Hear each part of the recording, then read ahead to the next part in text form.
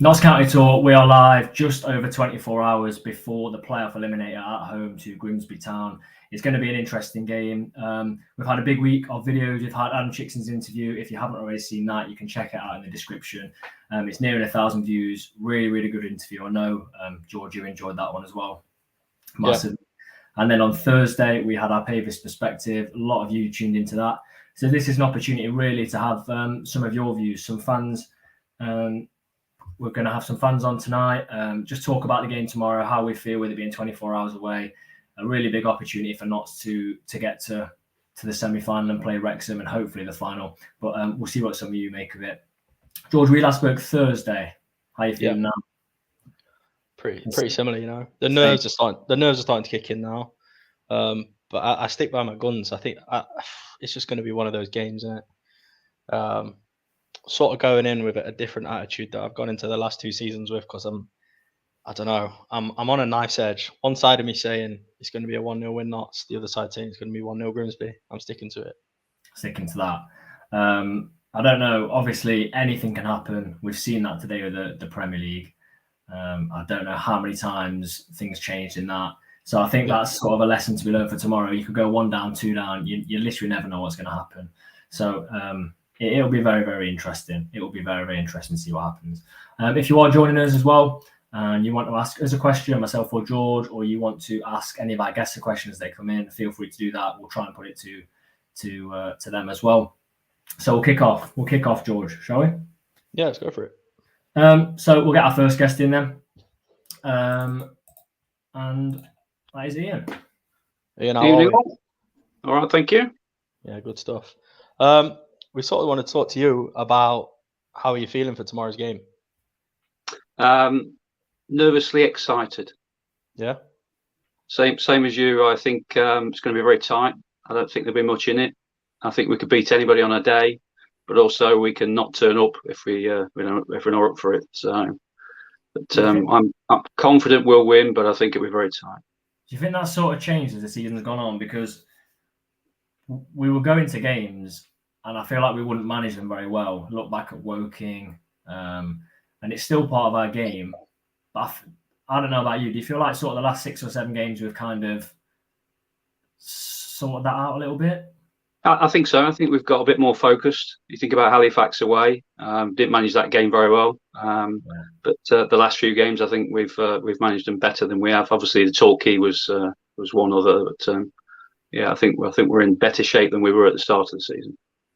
Yeah, obviously got the 3 clean sheets as well in the last 3. Yeah. Does the running? I looked at the running, and I think a lot of people did. And I said to George on one of our podcasts, if we're within 10 points of first place, well, I think I said 8 points, we were going to win the league. Do you think the running? How do you think that affected us? Because I actually think it might have been better if we had those easier games spread out across the season rather than in that one chunk at the end. Yeah, I agree. I think that bit of a false ending for us, really. But I thought the last game of the season was a decent yardstick for us, though. They weren't an easy team at home, and I thought we managed that game well. Yeah, we did. Tom's obviously touched on the clean sheets there, so we've got to talk about keepers. I think Slocum. Do you think he's going to be dropped? Do you think we'll see Yaros? What do you think's going to happen? No, I think Slocum will keep it. I think he'll keep the shirt. Yeah, he's been solid, hasn't he? I think if it was Yaros, it'd have been in the last couple of games. I think the fact that Slocum's played the last couple of games, I think that's showing you that he's got the shirt tomorrow. Yeah, I've got a question from Lee. I'll see. Well, it might be addressed to any of us, but we'll go for it for you, Ian. So okay. Lee's asking who are the big players. So who do you see in our game tomorrow? Who needs to step up for Notts? Obviously, we need the full 11, but who are those? Let's say 3 key players. I'd say Palmer. Who's been ever consistent this season, so I don't think there'll be a problem there. And then we need one of the front 3 to be on the game. Which one? I don't mind. But as long as one of those 3 are on the game, and then at the back, I would say we just need Cameron to be mastering the back line for us and keeping them all tight. Yeah, him coming back is massive. I've spoken with George about this. Him or Brindley, who's the most important? For me, they're both massively important, but Cameron he'll give confidence to everyone else. Yeah. I disagree with George a little bit. I think we'll go for 3 at the back, not 4. But it'd be interesting who he goes at left wing back.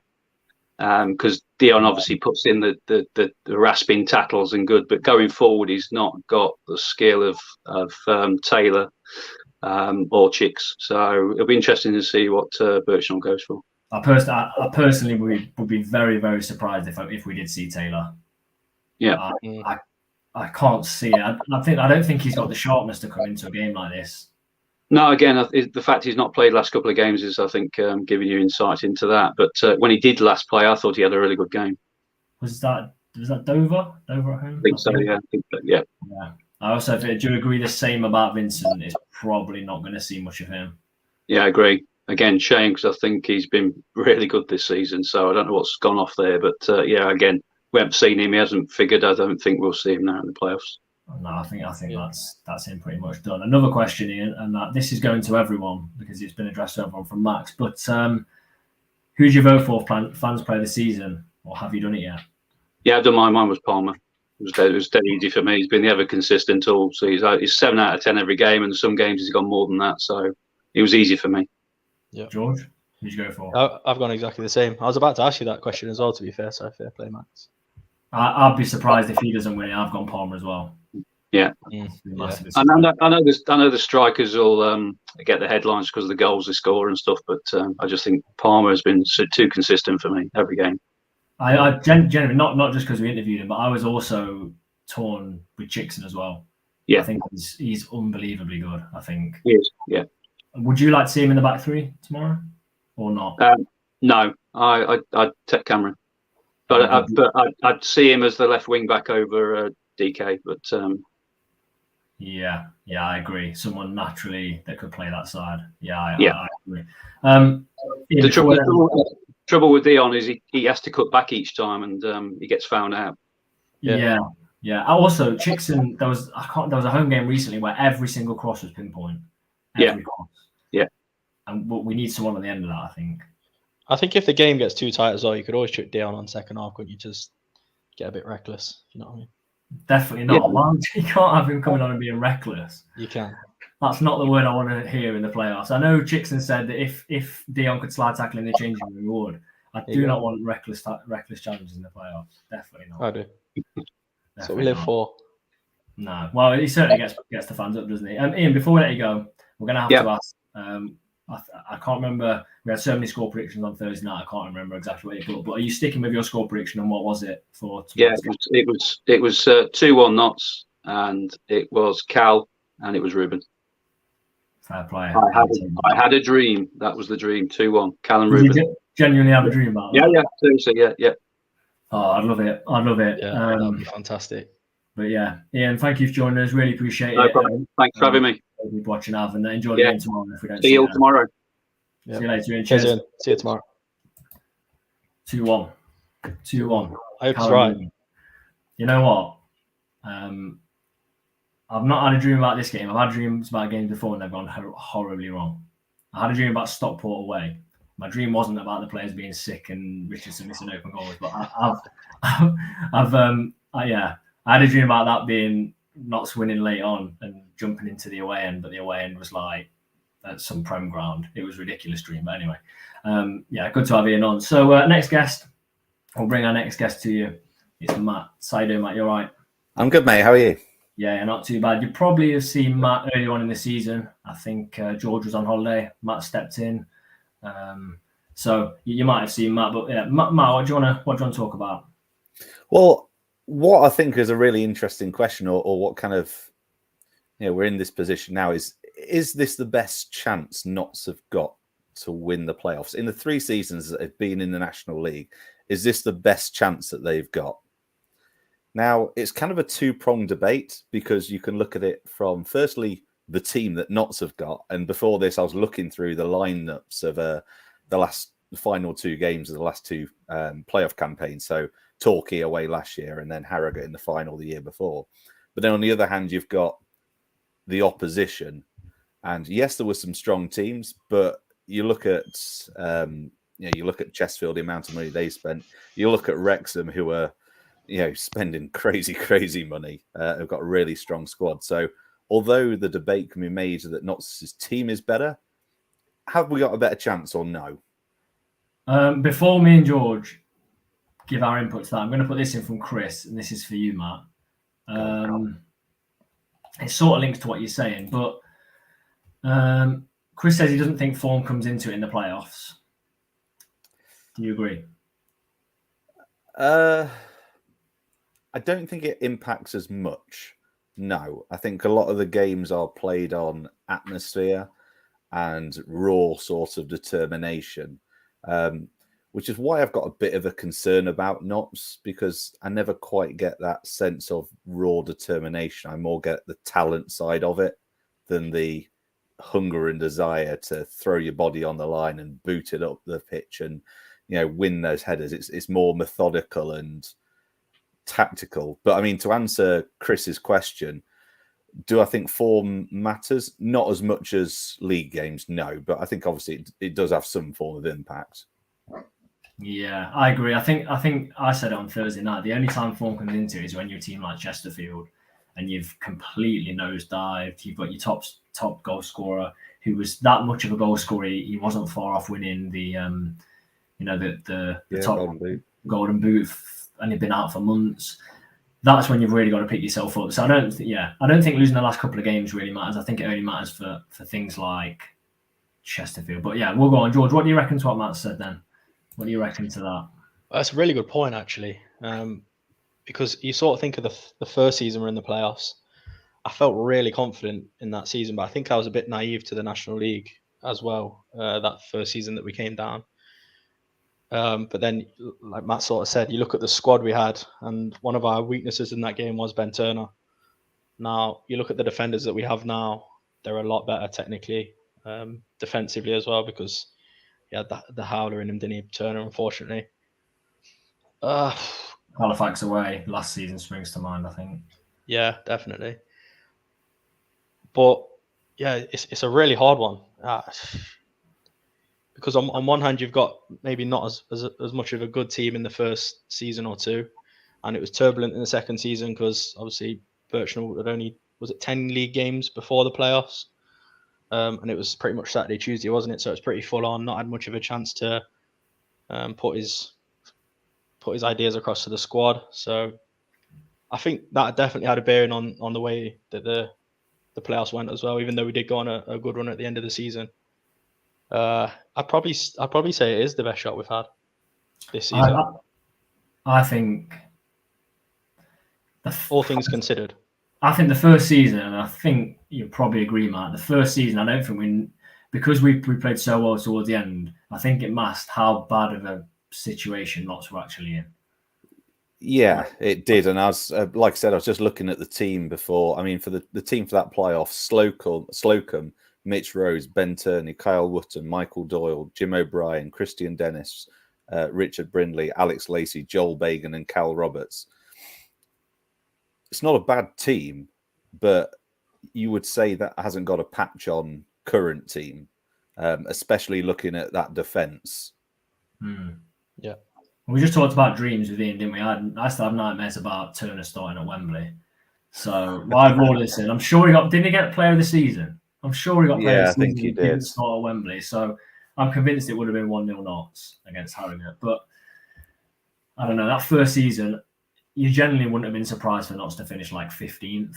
So I just think of how well we did, masked how bad the situation was. I mean, the club had just got relegated. We had fumbling down, really, wasn't it? We started the season by finishing with 9 men against Eastleigh, was it? Christian Oxlade-Chamberlain at centre back. It was just a nightmare. Second season, you've got the change in managers. And then, look, you saw what the home crowd did against Chesterfield, getting us through that game. Well, then we had to go, after just playing a game, and do the exact same at Torquay. So, yeah, who ran away with the league for most of last season as well. Yeah, home crowd was a massive advantage. We spoke to Chickson about the hardest player he faced this season. He said Danny Wright. Danny Wright's not been in great form this season. Last season, we had to play Danny Wright at Torquay, who scored, was it him who scored after like 25 seconds? Probably a bit longer than that. So I think I agree with you. Although the league is stronger, I think this is a massive opportunity. Yeah. Massive. I guess touching on Torquay, it kind of links to Chris's point as well, doesn't it, about form? Because they nosedived spectacularly and still went and won their playoff game. Yeah. Paul says form didn't help Wrexham today. Yeah, they lost 3-0 on the final day, didn't they, against Dagenham? And then they've just gone and lost, if you didn't know, the FA Trophy. Kind of got lost in all the Premier League results, but they just lost 1-0 to Bromley in the trophy.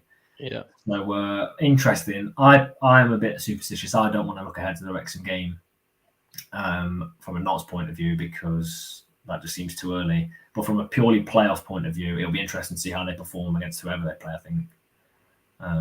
Yeah, is it going to be interesting? Matt, prediction. Honestly, I'd love to be really optimistic about it, but I don't think I've seen a team nullify Notts more than Grimsby did in the league match. And if Grimsby do what they did in that league match and replicate how they stopped us, then I think we're in trouble, to be honest. I really do. And they're in good form. I know we spoke briefly about form. So I'd like to be optimistic. However, I'm slightly pessimistic, all things considered, that Grimsby might pip us based on previous. Are you one of these people that thinks we've won 2 at home in the last 2 playoffs? Would you a loss or anything like that? Not really. I mean, it's different team, different manager, different year.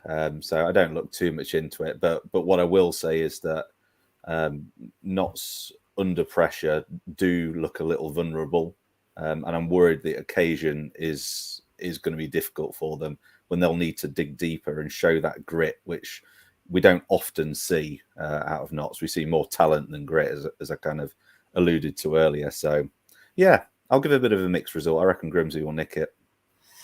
I'm not liking that. What's your score? Go on, give me a score prediction, exact score. I'm going to go for 1-3. Fair enough. Keeping that run of not scoring at home, which I got told off for saying on Thursday, it's like 30-something competitive games. But yeah, 3-1. Yeah, I don't even want to think about that. And final question, Max has put it back in for you, Matt. Player of the season vote. Well, I think it's a slam dunk who it should be, and I don't have it as Matt Palmer. I think player of the year without question, Ruben Rodriguez. The goals that he's scored, the amount of goals he scored from midfield. I get Palmer's really good. Wotton's really good.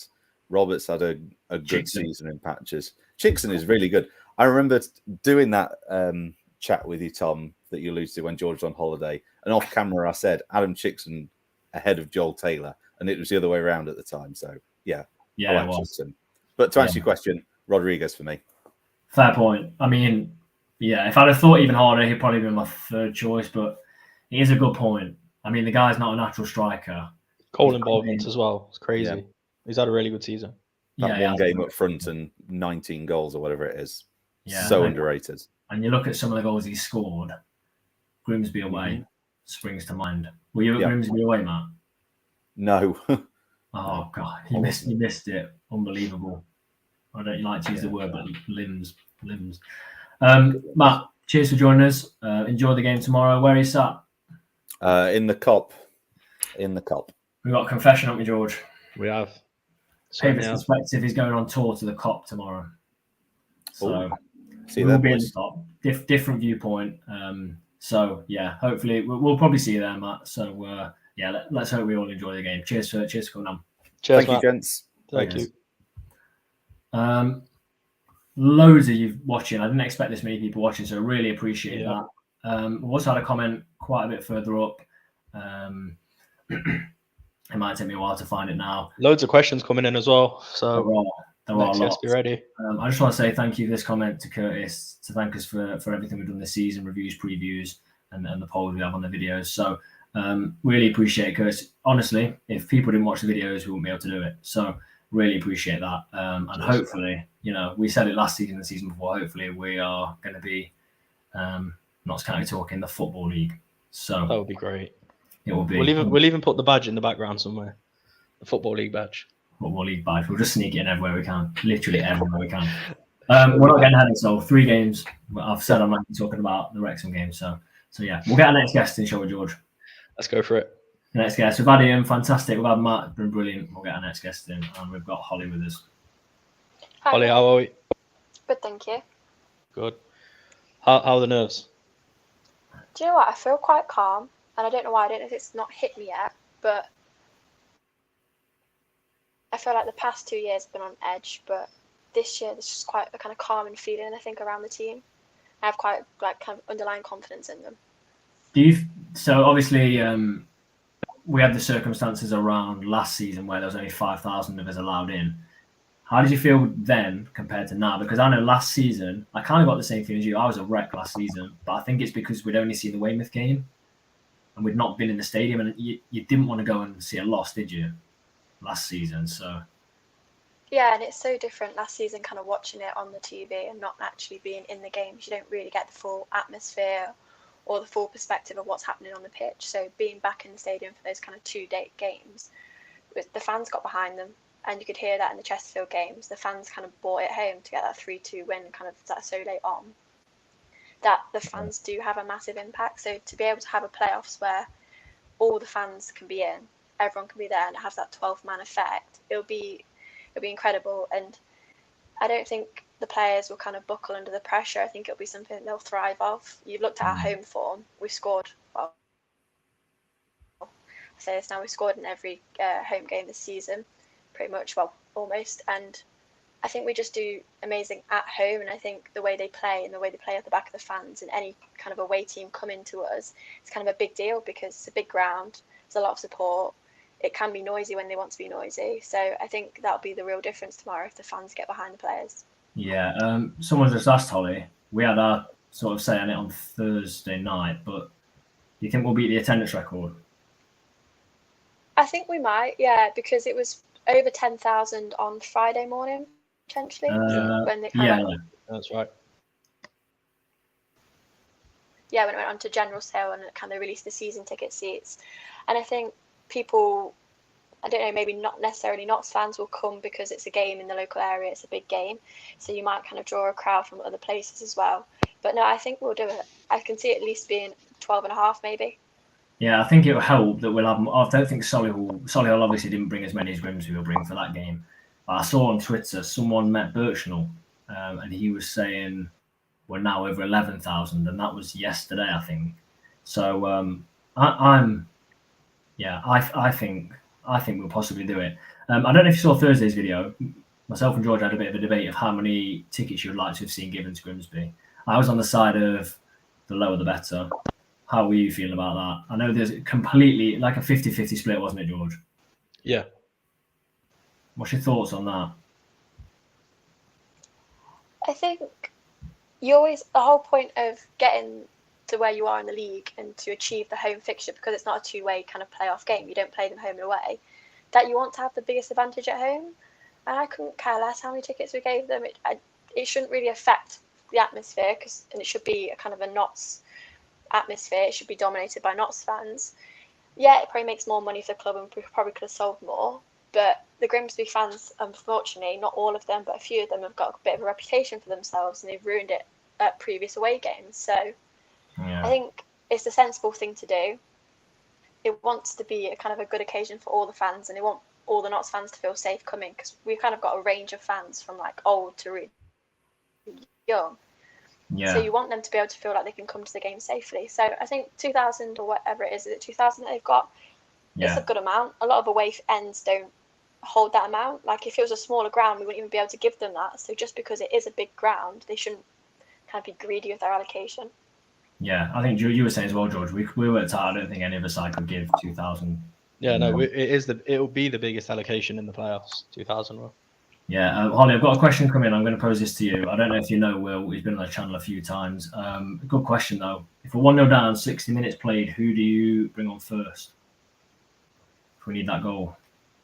It depends who's in the starting 11. But I think if Jim O'Brien's not starting, I think he has a big impact when he comes on in games. He just kind of gives that energy. Some of the balls he's played through kind of defences breaking their lines, and that kind of experience he brings on in a game like this. I think he could be a good substitute. I think Sam's always got a goal in him, and I think it's that kind of game where you'd get like a spectacular goal from Sam, and he's kind of a handful for defenders to mark, and he kind of gives them something else to think about because of his kind of physical presence.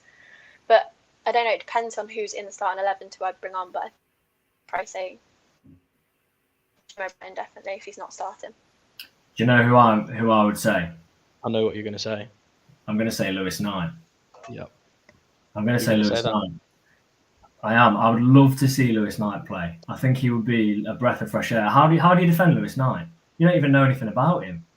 He's not even played against. Like, you can do your scouting, but realistically, have they been scouting? Have they been scouting Lewis Knight at Bradford? I think he went back to Bradford. I'd say, other than watching him on YouTube, I don't think you're going to be able to scout Lewis Knight. Bring him on. 1-0 down. Finish the game 3-1. Lewis Knight hat trick. That's what I'm saying. I'm going to agree with you. I think put Lewis Knight on.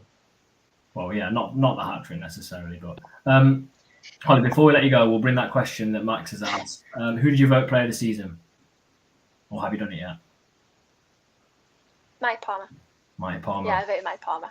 Overwhelming at the minute. Yeah, you can give it to Rodriguez or Wootton, but Matty Palmer has just been consistently good. And sometimes you don't even notice the things he does off the ball or with the ball. Yeah, he probably doesn't get the headlines for the goals and the assists, but he's in the build-up to them. He creates those opportunities for players to have that freedom to kind of bring the magic to the games. So yeah. I think he's kind of a bit of a... Well, he's not an unsung hero because everyone's kind of said him so far, but he kind of works silently. Yeah, he does. And final thing, score prediction? I'm saying 2-0 Knots, and I'm quite confident on that, hopefully. I'm saying it's going to be a Wootton goal, and I think they're both going to come in the second half. I think Wootton finishes in the 6-yard box, kind of a clinical finish, and I think Cameron will score a header. Fair enough. We're due a Cameron header as well, aren't we? We are. Imagine that celebration. I rewatched the Stockport home game on YouTube the other day, and he clears it off the line before Knots go 1-up, and he's like fist bumping and like he scored, like he's just scored. So it's the best feeling as a defender. Yeah, I can imagine, especially in those big games as well. So if he scores, I'll get Mark Ellis vibes from the Chesterfield game, definitely. Holly, hopefully see you at the game tomorrow, but if I don't, hopefully we'll enjoy it. Cheers for coming on. Thank you. Cheers, Holly. Cheers. Comments are interesting. I know we've got some Grimsby fan with his Aaron saying Hurst scouts everywhere. If you scout at Bradford Park Avenue, fair play. You deserve to win if you've done that, definitely. And Ian's asked George, if we enjoy the Cop, does next season's Thursday video become the Cop perspective? What do you think? It's a good question. Why not? The answer is no. Oh, right. There's no alliteration, is there? I'm trying to charge my laptop here. I'm on a nightmare. It's falling out. I'm saying we stay in the Pavis regardless. See how it goes. Yeah, I've got an open mind. We'll have a 100% record, won't we? Yeah. So some interesting things. Good to have some Grimsby fans in. Interesting. Aaron thinks it's going to be 3-1 Grimsby. So it'll be interesting. Curtis has said, playoff fevers cloud our judgment. I think that was to the calls for Lewis Knight. I'm genuinely serious that I'd have him on the bench, though. Honestly. Yeah, no, I agree. Just for, like we sort of said, unpredictability. Yeah, definitely. We've got 3 more guests then for you. Possibly a 4th, but it's looking like 3 at the minute. So I'll bring our next guest in. It's great to have Holly on. Really, really interesting to see what she thought about the fans there. So we'll say Chef Dave is next guest. It's not Chef Dave, but it's someone just as good. It's Jake. How you doing, Jake? You all right? No, not too bad, boys. How are you? Yeah, not bad, mate. What do you want to chat about then? Well, me and you, Tom, haven't we? We've been to Grimsby home and away this season, so we've got quite a good perspective on this, haven't we? We have. Yeah. How did you see the away game? The away game, it was good, wasn't it? It was quite an even game, I think. But they had just lost their top scorer at the time, that Makati, I think. So he didn't play against us, as far as I can remember. But we survived a scare very late in the first half, didn't we? Dion Kelly-Evans block off the line, I think. And then second half, it was, I can't really remember much, but it wasn't, I don't think it was a spectacular game, but we obviously nicked the last minute winner, which absolutely, like you said, limbs, we were down about 4 flights of stairs at that point in the away end, weren't we? It was fantastic, what day. And Grimsby were top at the time, hadn't they? And they'd not been beaten at home That was October, and I think they went on a bit of a slide after that as well. Just a bit. Yeah, but I think, perfectly honestly, I think you can ask any Notts fan that went that day. I don't think we deserved to win that game. I think a draw would have been a fair result against them. I know Birchner. I've watched Birchnell's presser earlier, and he said he thought Grimsby had a lot of the first half at their ground, which we wouldn't disagree with. He thought Notts had the second half, and he thought it was the other way around at Meadow Lane. He thought Notts had the first half. He said Grimsby came out, pressed really aggressively, were by far the better team at Meadow Lane. I would slightly disagree with Birchner that Notts had the second half at Grimsby. I thought we were good. I think it was probably we won, didn't we? So it was kind of probably euphoria at the end of that to try and justify the reasoning behind it. But I think, like you said, you don't take anything away from it. It was 3 points and a 1-0 win on the day. And we weren't bad on that day. I saw a comment earlier that someone said that Jim O'Brien was awful on that day. If you remember, he got hooked at half time. Yeah, and that was one of the last times we actually saw him, I think, for a while. But obviously, you hope that it's not replicated because he's been a breath of fresh air since he's come back in that midfield, sort of replacing Harry Arthur. Yeah, I remember you turning to me in that first game at Grimsby, and we were sort of saying he needs to come off, Jim O'Brien. Yeah, he was poor. Everyone can have an off day, so it's not that we don't rate him, but the man changed that game for me. Yeah, he came on the he was pacey on that side. Yeah, is he suspended, George, for this game? He is. Yeah, I think he is. Yeah, he's suspended. Yeah, he is. From the Yeovil incident. That's not great, is it? No, I really don't think he is. I think he could have been. He's a bit of a game changer when he comes on, isn't he? Even when he starts. Yeah. Yeah. Do you know what though? It just reinforces the Lewis Knight theory, doesn't it? Get him on. Where do you sit on that, Jay? Because I'm not. He's not going to play, is he? He's not played any minutes for us. He's not put into a system. Yeah. I think Cairo Mitchell gets on the pitch for Lewis Knight, mate. I don't know. It could be one of them, couldn't it? I feel like Birchall definitely has it in his locker. It's not going to be like in between. It's either going to be you won't see him at all, or you'll see him and you'll bring him on at half time and do something dead. I just think given the amount of subs, it was still only 5 subs in the playoff, isn't it? As well. I don't think it changes or anything like that, does it? So I can't see it being that. What? Yeah. How confident are you about tomorrow? Like, well, are you nervous? I'm up to this because we've lost twice at home all season, barring cup games.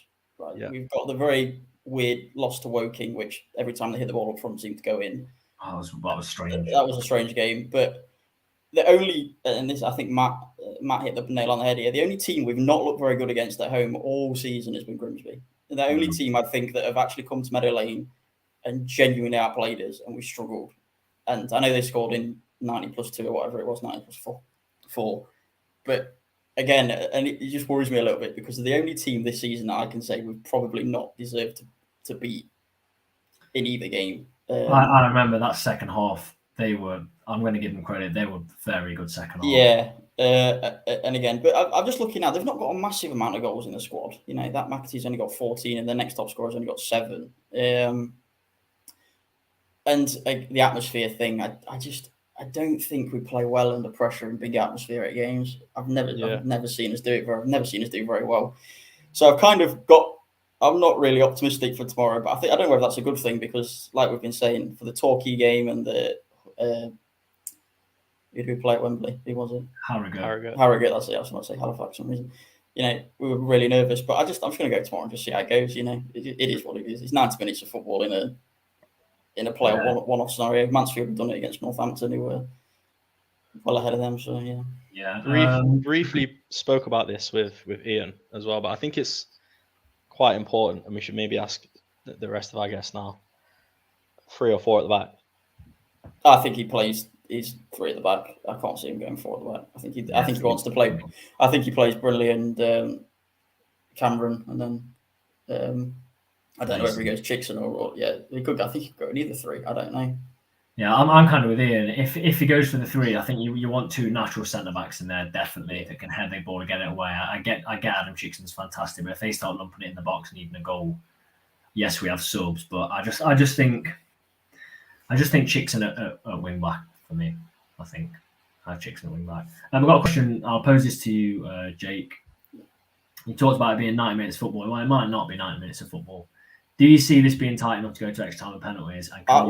And Can your heart take it on Monday actually going to be my prediction. I actually do predict this is going to go all the way. I'm going to say it's going to go all the way. I think it'll be 1-1 at full time and at extra time, and I think we are going to go to penalties. And I was thinking, but I didn't go to the Rochdale game, so I didn't see the penalty shootout there. But I can't remember the last time I saw a Notts penalty shootout in person. So I think it killed me, to be honest. So.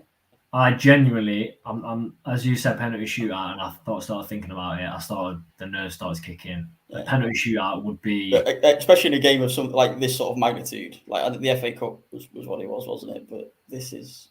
Look, I have no idea about the Grimsby penalty takers, obviously. But from a Notts perspective, I back Cal Roberts. We have actually got some good penalty takers, haven't we? Roberts, Rodriguez. I back Roberts and I back Rodriguez and Wootton. If it did go to a penalty shootout, though, we would have every stat of every penalty taken by any Grimsby player, and we'd be able to assess that. So Slocum, I think, will be up to speed on things like that. Yeah, Will says was Hornchurch penalties. We don't talk about that, Will. Oh no, we don't. Yeah, we don't talk about that. We don't talk about that. And if you carry on talking about that, you'll be leaving.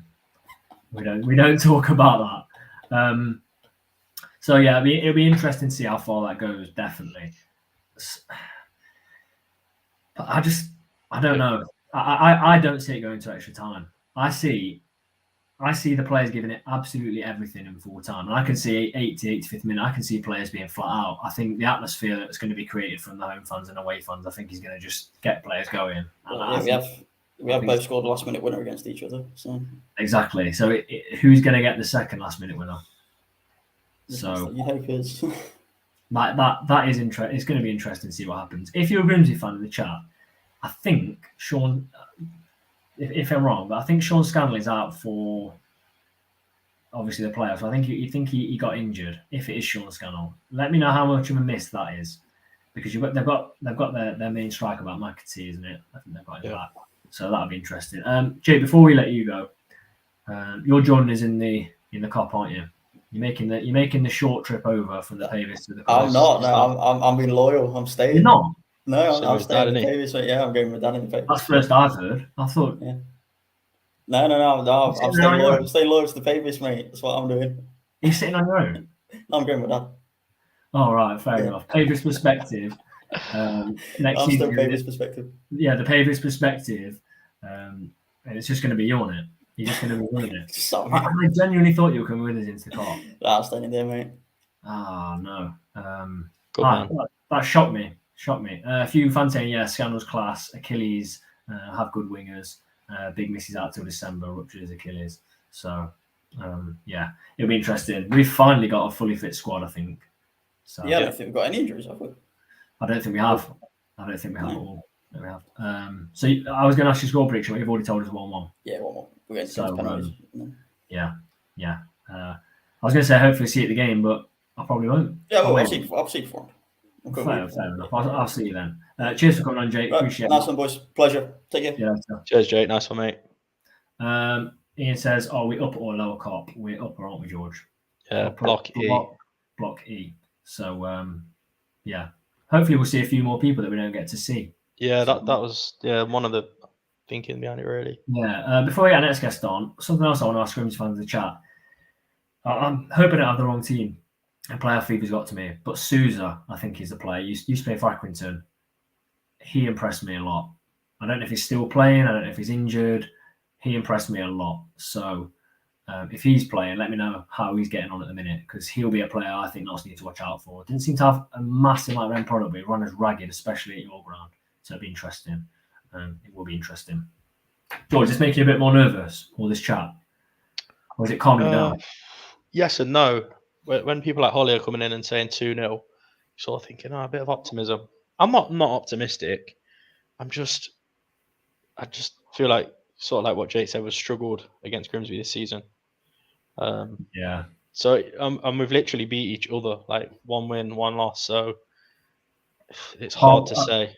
Obviously not the scoreline, but it's carbon copy, isn't it? Late goals at each other's ground. Yeah. So literally on the day, it's who's got the bottle. Who's got the bottle? Let's see. Let's see who it's going to be. We'll get our next guest in then. 2 more to go. I'm sure you'll be interested with what we've got to come for this guest. We have got Richard Also known as Not Stats. Richard, how you doing? Good. Thanks. How are you? Yeah, very well, thank you. Thanks for joining us. Really appreciate that. Good show so far. Some good comments. Yeah, we have. How are your nerves? Yeah, I was okay until about yesterday. Then I started thinking about it a bit too much, probably. But it's you've just got to feel a little bit sort of excited, really, haven't you? And just hope for the best. Yeah, you really, really do. So you've got some stats for us. Well, yeah, kind of. I mean, I was going to have a look back at. I don't know if how many of you viewers have seen my last report that I did, the opposition analysis on Grimsby. So I thought I'd just sort of like to have a quick look at that and maybe talk about Grimsby a little bit and some of the threats that they might pose. Obviously, the big thing that Will picked up on, some of your other guests picked up on, is obviously their playing style is very different to how Ian Birchnell sets up Notts. So, I can see them. Paul Hurst generally tends to set up with a back four, and he's mostly gone for a 4-4-2 or a 4-1-4-1 sort of formation, but playing with a really high press and a high challenge intensity as well. So, where we like to play it out from the back, it's going to be tough. It's going to be tough getting that ball out of our own back final third. Getting the ball forward with that press, and I think again some of the challenge in that is going to be who plays up front for them tomorrow as well, because there's 2 or 3 players that, I mean, obviously talk about McAtee. He's 14 goals this season, 6 assists, scored an absolute cracking goal against Chesterfield and beat Chesterfield a few weeks ago. But he also scored against Boreham Wood and scored against Stockport as well. So he's one that will, has got an eye for a goal in the big games. And then obviously there's Ryan Taylor, bags of experience there. He tends to play, if they're playing more of a sort of 4-4-1-1 or a 4-1-4-1, tends to be a little bit more of a lone striker up front, I think. But again, he's a pretty big unit up there. And something I missed out on my report that was brought to my attention on Twitter yesterday was obviously the right back Jordan Cropper's got an absolutely enormous throw in as well. I'm not entirely sure how many goals have come from his long throws, but again, someone like Ryan Taylor is the kind of player who could probably cause us some trouble and get on the end of some of those. So we're going to have to be really up for it with those. There's another guy, and apologies to the Grimsby fans and the guy himself if I get this wrong, but a hat-trick at Eastleigh in the last game, Emmanuel Deservi. Was he at Salford at one point? I'm not sure, but again, a bit of a Sam type player really. He's 6'5", but again, pretty good with his feet. And so it's going to be interesting to see what sort of dynamic up front Paul Hurst goes with. But whatever happens, I think it's important that not stick to their game plan. The only way we're going to beat this high press is to stick with that 3-5-2. Just about to last. Yeah. Let them bring that press on. And the further up the pitch they bring that press on, the more space there is for us to get in behind. If there's an area that they're probably a little bit weak, it's down the wings and particularly on the left side as well. That guy on the left there, he's probably got I'm just trying to remember his name now. I had him, Danny Amos. Most ball losses in the back four there of the defenders during the season, down that left side, and that's where quite a few of their conceded goals have come from as well. So considering we've got the likes of probably Richardson and Roberts down our right hand side, that could really benefit us. But another player that we really do need to keep an eye on is Harry Clifton. Again, he'll be sort of left side of midfield, left wing. He's a real talent and somebody that we're going to have to keep an eye on for sure. Yeah, I was chatting with you, George, wasn't I? It might have been yesterday. With everything, I don't really want to bring too much light to it, but with everything that's gone off with Birchland and Forest Green, obviously we don't want to take away any focus from the game tomorrow. Anything's an added distraction. But we were talking about, somebody said there's no plan B at the club, and you massively disagreed, didn't you, George? Yeah, I think he's got a plan Z. Birchnell. He's not afraid to do drastic things either. Like, maybe not drastic, but change things at half time. And I bring Lewis Knight on. Yeah. No, but we've seen it. We've seen it a couple of times this season, and I think I vaguely said it on Thursday, like we're at Kings Lynn, where we've seen Ed Francis come off at half time, things like that can disturb certain players, and if they can take it well and things like that. But he's not scared to make those decisions. So, I don't really agree with the not having a plan B. What's your thoughts on that, Richard? No, I agree with George. We saw very early on in his, when he came and joined Notts, that he wasn't afraid to make changes if things weren't going the way they needed to go, and I don't expect him to change from that either. The only sort of consistency of this sort of subbing somebody on and off at 60, 65 minutes that we've seen lately was, well, we had Harry Arter here, because obviously he didn't have more than 65 minutes in him, obviously. So we knew we were getting a substitute then. But I think if we're struggling with shape, or we're showing a weakness, or we've got an opportunity, to capitalise on one of their weaknesses by maybe changing it up a little bit earlier, then I think he'll do it. I don't think he'll be scared to make those early changes at all. Does that give you confidence going into a one-off game that we've got a man in charge that can do that? Does that give you added confidence? Absolutely. Well, you've got to be confident, haven't you? You've got to have that confidence in them. If you haven't, then But he knows tactically what needs to be done. The players will be well drilled. I think we see Jim O'Brien start as well, because he will definitely bring us that sort of intensity and bite and grit that we probably don't see from the likes of Francis. And I also think as well, I think Holly mentioned this, if we're chasing the game a bit later on, Elijah Sam, has got to be coming on from the bench, because he's the kind of guy that can just, out of nowhere, just come up with something absolutely ridiculous. So Chesterfield away, Chesterfield away, one ball down the side, cuts inside, bends it in. Yeah, Definitely. Well, he's done that 2 or 3 times this season now, hasn't he? So, but yeah, it's. I think our width will be our strength. The other good thing that we've got is with both Cameron, we mentioned this earlier, other guys mentioned this earlier as well, with Cameron and Brindley back and fit as well. Yeah. What those two do is give us that ability to progress the ball from the middle. So, all of a sudden you see one of them charging down the middle, it will draw players in, and then create those spaces out wide for us to feed, the likes of Cal Roberts, etc. out on the wing. I've got a question here from Will. It's kind of a theoretical question, but it's one that's quite interesting. Usually we just focus on the game in hand, but I'd be quite interested what you think about this, Richard. Will said, talking about, would you have played him tomorrow if he was still here? My thoughts were, as soon as Arter came in, I remember picking up my phone, seeing it signed. I was in the car home from work, and I thought to myself, that is an unbelievable signing. And I thought to myself instantly, we get to the playoffs, what a big player that is in the playoffs. Now, by the time he left, my thoughts were I wouldn't have had him in the side at the playoffs. What are yours? You can't argue with the fact that the guy's got experience and he's obviously a talented footballer. And when he first joined, he definitely made a difference for us. I would say that I would agree with you, though, in that I don't think I'd have had him in the starting 11 for this. No. Not at all. George?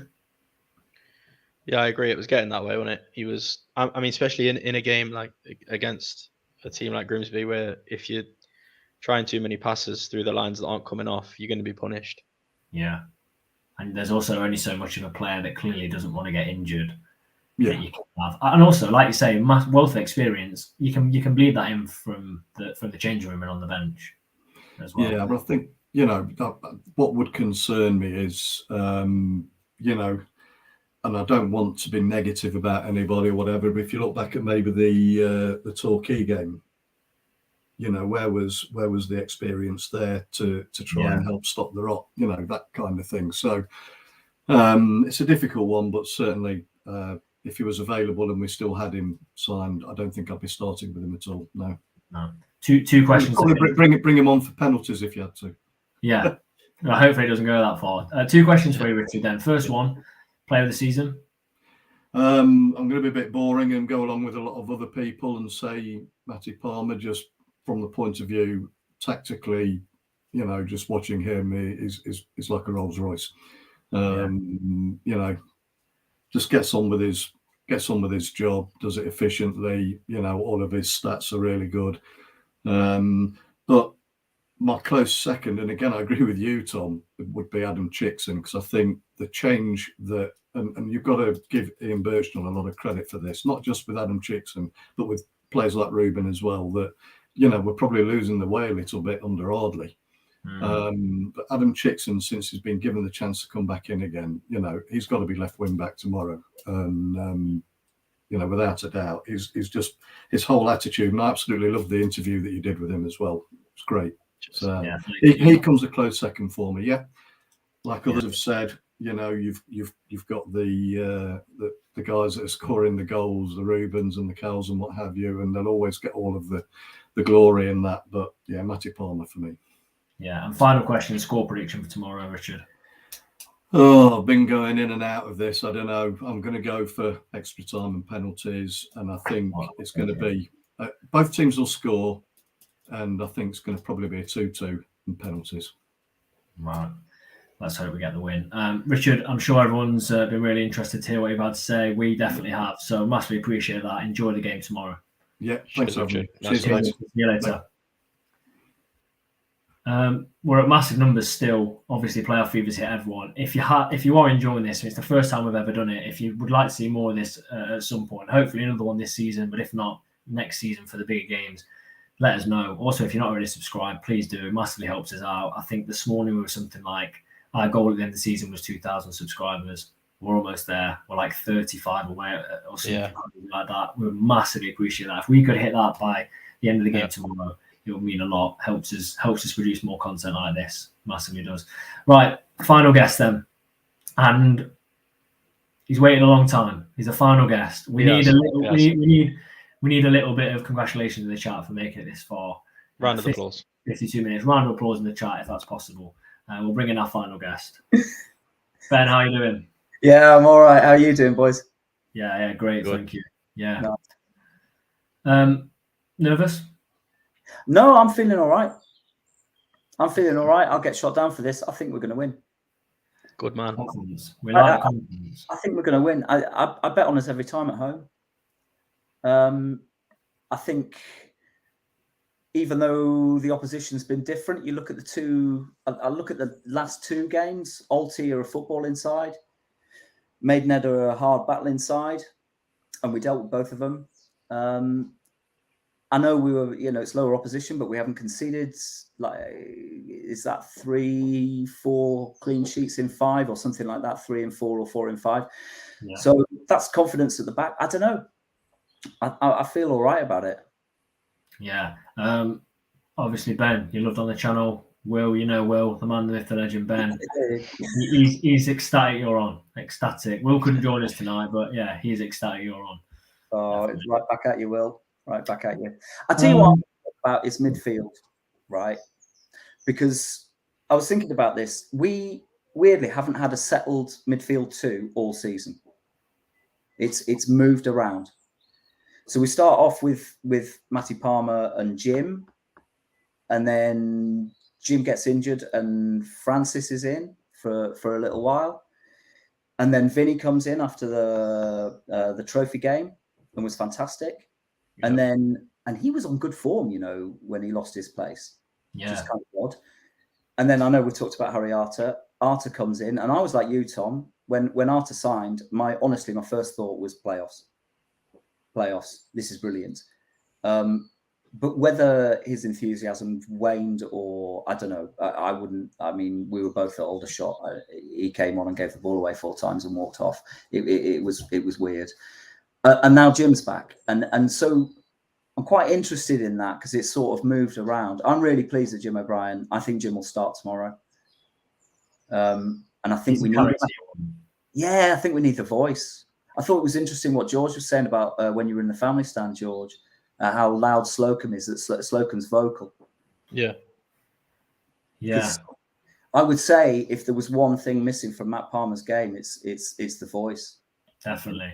It's not that he has to do that, but George, what could you pick up what Slocum was doing? Was he organising? Was he just everything really? Like, yeah, organising, sort of player instructions. We've seen a bit of it at Maidenhead as well. But one thing that he did keep doing is cheering on the fans as well. And we did see a little bit of that at Maidenhead as well. You know, like keep lifting his hands and stuff like that, trying to lift the spirits in the stadium. And you know, doing that when he's got his back to the Kop, you can only imagine what the atmosphere is going to be like. So I think things like that are really key. You know. Yeah, and I love when I think about it, I love the spine of the team we've got at the minute. Slocum, then you've got so much, like you've got such a range of people in front of him that if we play a back three, you've got Cameron. We don't need to even talk about his qualities. We know what his qualities are. You've got Lacey next to him, Rolls Royce. You've got Rawlins on the other side who will do everything to stop that. You possibly got Brinley in there, if not one of those who will drive the ball out, push the opposition back 5-10 yards. In the middle, like you said, Ben, Jim O'Brien, exactly what you want snapping around. Matty Palmer, George, you love Matty Palmer. And then up front, doesn't? Yeah, who doesn't? And then up front, you've got Carl Wotton who can just make the ball stick, and you've got Rude Rodriguez who can play off him. So the spine of the team is what's key for me. Yeah, and back to the voices. You know, Cameron coming back is really big because you know he roars them on. He you know he's there. He's the captain. You know he's really really important. I think we go through at the back. I can't see any way around. I think if you want to play Brinley and Cameron, you've got to have three. I think Chickson has to be on the pitch. I really do. So I think he's left wing back. And I'd play Lacey, I think, in the middle. Lacey, Cameron, and Brinley, yeah. We haven't. I can't believe we've got almost an hour, and we've not spoken about the attacking intent we're going to have from Richardson as well. Yeah, and this is it. Yeah, and another thing I was thinking about is how important Chicks is on that side. You know, because everybody knows that we come down that right hand side. You ping the ball into Cal Roberts, who tries to flick it on for Jaden, and because Jaden is quicker than anybody else. I mean, he literally is. If you knock it into the space, Jado will win it. I thought it was really interesting what Richard was saying about Amos there, who will be marking that side. He's going to have I hope he's going to have a tough night. But it's really important if you think back, if you rewire it, a lot of the time Jaden wins corners because they double up and they get a block in, and they make sure that he doesn't get the ball in. So they often overload on that side. So if we do switch it, so my other thing is about moving the ball quick enough from the back. Yeah. Then Chicks is really, really important because when we switch at that side, Chicks has got to deliver, and he can. You know, he really can. So it's interesting. How do we say we go 1-0 up?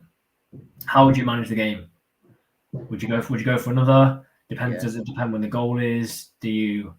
The game that springs to mind is Bournemouth at home, 1-0. Manage the game incredibly well. Yeah, how would you do it in this one-off game?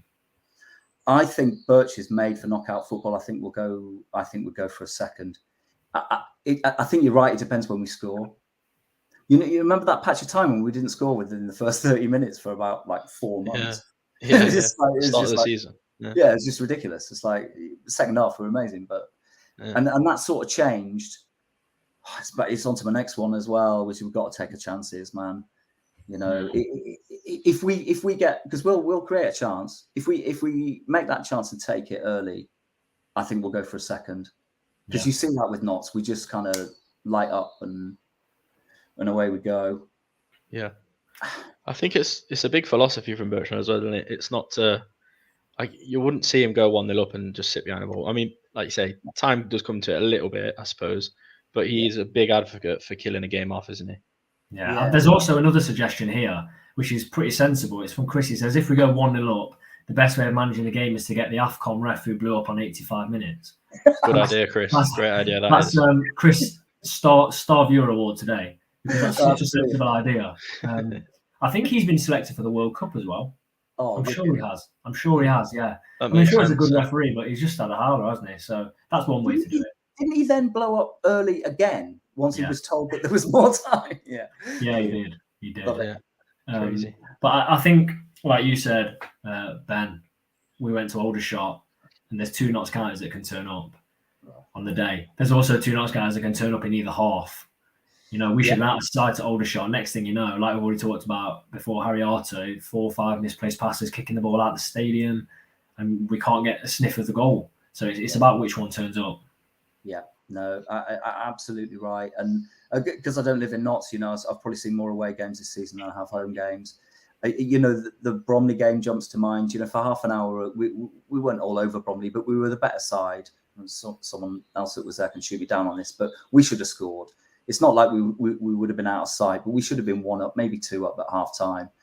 We don't take those chances. Michael Cheek scores one off his arse or whatever it came off. Yeah. You know, he just literally got kicked into him and it went in. And then that team are really hard to score against. That's what they do. And we come away and we've got beat. And like I got back in the car because I couldn't work that one out. You know. Oh no. So we are capable of it. You know, Eastleigh, Aldershot. I'm really hoping, boys, that Aldershot was our last horror show out the way. Yeah. I hope you're right. I don't think we won't turn up like against Harrogate, which I never like thinking about. I don't know. I don't know what happened there. I really don't. It's just weird that. It's just weird. Very, very strange. Final question then, Ben. Yeah. Score prediction. I have also had a dream. It's 2-0. It's 2-0. Cal Roberts gets the first. It's a lovely little ball into him, and he just spins his guy, cuts inside. He moves inside the centre half and bends it into with his left foot into the far corner. And then Ruben gets the second. Jado gets away, and he actually pulls back into the right area, and Ruben just side foots it into the corner, and we win 2-0. I couldn't imagine Ruben's celebration in front of a full Meadow Lane in a playoff game. He goes nuts. He goes absolutely nuts. Yeah, there is one more question that I've forgotten, and it's quite an important question. I'm trying to find it, and it's from your biggest fan, Will, again. Hopefully I can find it. I don't know if you saw, Ben, I posted a song I would like to see Notts come out to on my Twitter. A few people then said, what do you think? Will says, what would your music choice be to get the players to walk out to tomorrow to get them pumped up? Oh, man, don't get me... nothing that I would listen to. Nothing that I would listen to, because I listen to static and feedback mostly. I'd get Belinda Carlisle on, man, and get everyone singing that. Fair, yeah. That's a decent suggestion. I'd get Belinda going. A player of the season, Matt Palmer. In a heartbeat. I think Matty Palmer's swept that one on this unit. He's our best. Yeah. Ben, really, really appreciate you coming on. Great to have you on as always. Yeah, love it. Yeah. Nice one, boys. Cheers, Good mate. luck. Cheers, Ben. Mate. See you later, mate. Thank you. George, that's all the guests. That was great. I enjoyed that. I enjoyed that. Yeah. Hopefully you guys enjoyed it as well. Just getting a different perspective. You get our perspective on a Thursday and the Pavers perspective, but having fans on, letting them tell us what they think. A great range of fans. You know, we've had Ian right at the beginning. We've had Ben at the end. You know, Matt, Holly, Jake, Richard. Just been really, really good to get their points of view. And I feel a bit calmer because everyone's in the same boat. So, yeah. Before we leave, I echo what Ian's just said. Safe trip to any Grimsby fans tomorrow. And those that have joined us, appreciate you coming. It should be a good game. Obviously, there's a bit of banter between our fans today, but I think it will be a very, very good game. I think it's possibly the trickiest matchup either of us could have got for the eliminator match. So definitely, if you have enjoyed or would like to see more of this, let us know. Please do subscribe to the channel. We're aiming for that 2,000 by the end. Let's hope Notts fans in this video are celebrating by the end of tomorrow night. At this point, we'll be at half time. So it'll be an interesting one. And as always, don't forget to like, comment, and subscribe to the channel.